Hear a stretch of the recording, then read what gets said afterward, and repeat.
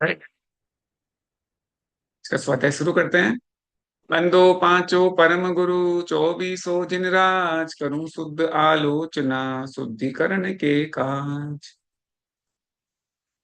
हम भगवान के समक्ष हम एक अर्जी लगा रहे हैं कि हमने जो जो दोष किए हैं, पाप किए हैं, वो सब तो भगवान क्षमा करे और हम आगे भविष्य में ऐसे गलती नहीं करें। तो इसके लिए हमने छंद नंबर 15 में भगवान से कहा था कि आहार विहार निहारा, इनमें नहीं जतन विचारा, बिन देखी दरी उठाई, बिन सोधी वस्तु जो खाई।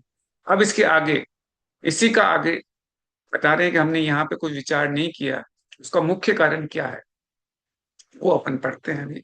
छंद 16 नंबर का। तब ही परमाद सदा सतायो, बहुविधि विकल्प उपजायो, कुछ शुद्धि बुद्धि ना ही रही है, मिथ्या मति छाई गई है। यहाँ पे जो मुख्य कारण है वो परमाद है, असावधानी। यानी आपने जागरूकता का अभाव हो गया आपके, इसीलिए आपके ये सब इतने सारे, हम आहार विहार निहार में हमने ध्यान नहीं रखा। तो इससे क्या हुआ? सतायो मतलब परेशान किया। विकल्प, तो बहुत बहुत सारे विकल्प जो होते हैं, अनेक प्रकार के विचार, कल्पनाएं, मानसिक द्वंद ये चालू हो गए। शुद्धि बुद्धि यानी होश और विवेक, सही समझ, और मिथ्यामति मतलब विवेक विपरीत बुद्धि छाई गई, मतलब पूरी तरह से प्रभावी हो गई। यानी कि जो आहार विहार में हमने सावधानी रखी है, उसके पीछे का जो कारण परमाद है, वो इसका अर्थ केवल आलस नहीं होता है। जो आध्यात्मिक संदर्भ में परमार्थ का अर्थ होता है अपने आत्म कल्याण के प्रति जागरूक न रहना और मन वचन काय की प्रवृत्ति में असावधान हो जाना।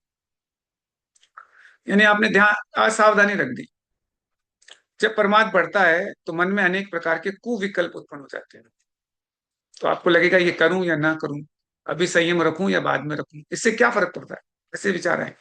सभी तो ऐसा करते हैं, देखो वो भी कर रहा है, वो भी कर रहा है। थोड़ी सी असावधानी से क्या हो जाएगा, चलने दो। ये ऐसे विचार जो आते हैं, कुविकल्प आते हैं, ये विचार धीरे धीरे आपके विवेक को कमजोर करते हैं। विवेक और सच्ची समझ नष्ट हो जाती है और मिथ्यामति छा जाती है।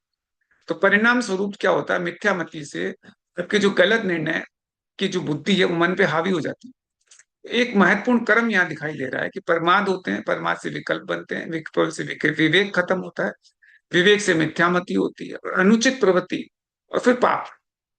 इसीलिए आत्मशुद्धि के लिए केवल पाप रोकना पर्याप्त नहीं है, परमाद के मूल कारण को पहचान कर उसे नष्ट कर लेना चाहिए। जहां पर भी आपको लगे कि मेरे ये प्रमाद आ रहा है, तो वहां पे उसको खत्म करो। प्रमाद ही खत्म हो जाएगा तो अपने आप ही पाप से भी बच जाओ। छंद नंबर 17 पढ़ते हैं। मर्यादा तुम डिगलीनी, ताहू में दोष झुकीनी, भिन भिन अब कैसे कहिए, तुम ज्ञान विषय सब पहिए। मर्यादा का मतलब था मर्यादा, नियम, व्रत, संयम, ये मर्यादा।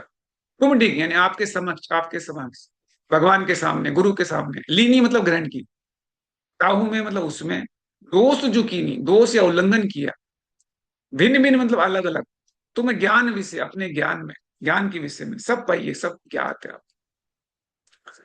यानी मर्यादा का जो मेरे से उल्लंघन हुआ है, हे नाथ, भगवान के समक्ष मैंने जो मर्यादा या गुरु के समक्ष जो मर्यादा, नियम, प्रतिज्ञा ली थी, उनका भी मैं पालन नहीं कर पाया। मर्यादाओं को भंग करके उसमें दोष उत्पन्न किए।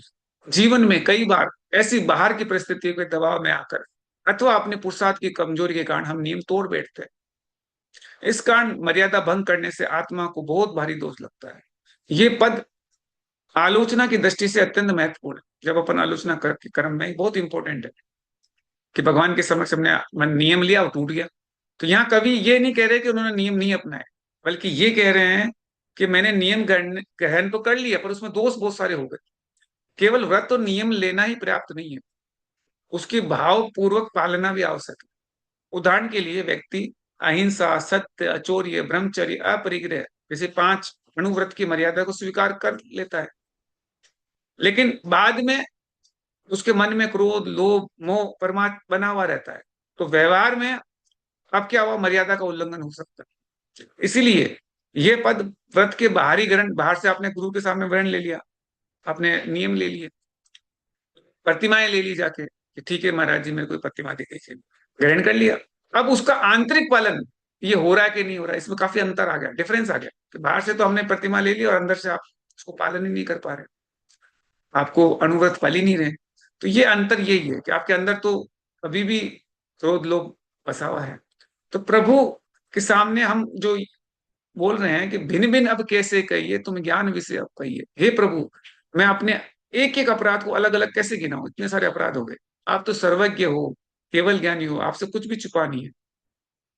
आप अपने ज्ञान में सब कुछ प्रत्यक्ष देखते हो, झलकता हो। मैं अपने सभी दोषों को एक एक वर्णन में कैसे करूं। इसलिए आप जो भी आपके मेरे से दोष हुए हैं उन सब की आपसे मैं क्षमा मांगता हूँ, तो आपके ज्ञान में तो सारे दोष आपको दिख ही रहे हैं, तो उनसे सबकी क्षमा मांगता हूं। अब हम जिनवाणी स्तुति करते हैं। जा वाणी के ज्ञान ते सूझे लोकालोक, सो वाणी मस्तक गुरु सदा देह तू दो।